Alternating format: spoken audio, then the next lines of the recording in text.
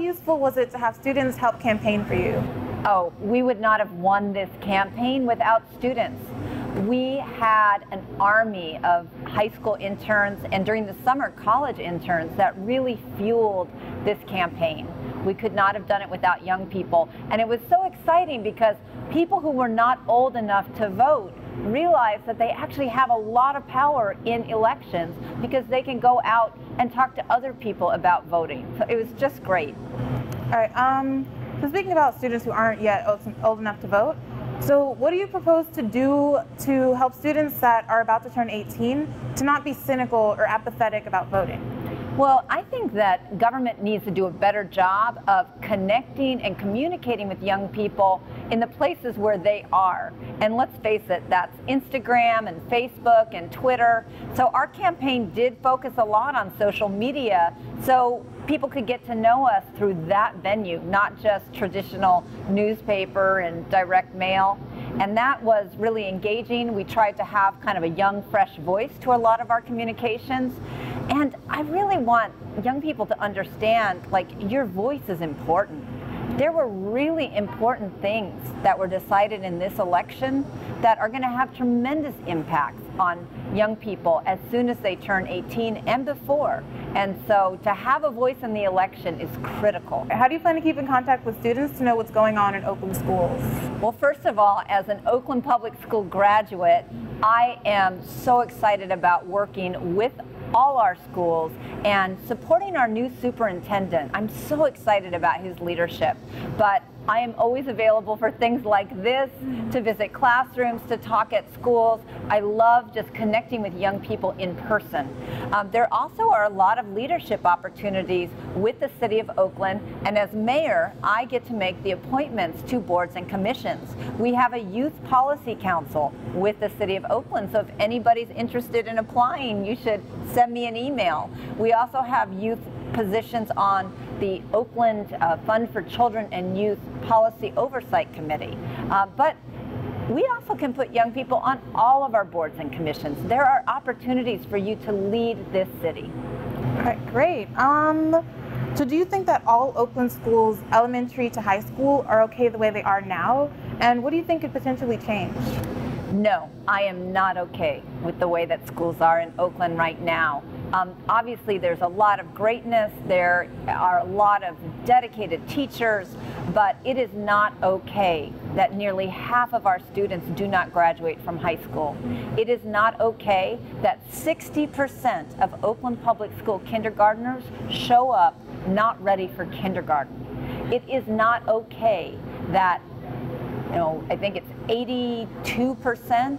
I don't want to quote a statistic without remembering, but we have a large percentage of Caucasian students that read at grade level in 3rd grade, but only, I believe, 27% of African American students read at grade level at 3rd grade, only 22% of Latino students.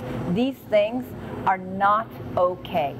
And even though the mayor of the city has no direct jurisdiction over the schools, I think that it is a moral imperative that anyone who wants to call herself a leader is intimately involved with these issues, and I intend to be very involved and change some of those numbers. Great. So what new ideas do you have for Oakland schools? You know, partly is creating some partnerships that have more impact. Traditionally, the mayor has had an education cabinet. In fact, there's a really fabulous woman named Sherry who is the chair of one of the committees on that education cabinet. But I think that the partnership needs to be bigger than just the mayor and community members interested in the schools. I really want to empower a joint powers authority, which is its own governmental body. That's a partnership between the City of Oakland, Alameda County, and the school district. Alameda County controls public health resources, and I think a lot of the challenges that our students and family are facing are health related. That's a really important piece of the puzzle that we've got to look at. I also think that we need to be a little more creative and find ways for business people, just regular citizens, to participate. As a council member, my office created the Great Pizza Challenge. One thing I've learned from just being a mother of young children is that kids will do a lot of things for pizza.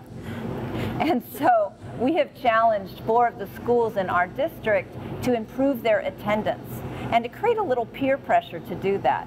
So 3 times a year, the 2 classes with the best attendance or the most improved attendance will win a pizza party. We're hoping that that will create some awareness of how important it is that kids get to school and see some improvement in that attendance. All right. Those are so great. Is there anything else that you'd like to add about open schools or helping schools? You know, I want every student in Oakland to know that I expect you to work hard every day. And yes, sometimes it's hard, sometimes there are distractions, but I expect you to realize your great potential. And I am talking to you. And I also want you to know that I and the rest of this community, we are here with you on this journey for you to get the skills and the hope that you need to reach your dreams, to be successful in school and in the career of your choice.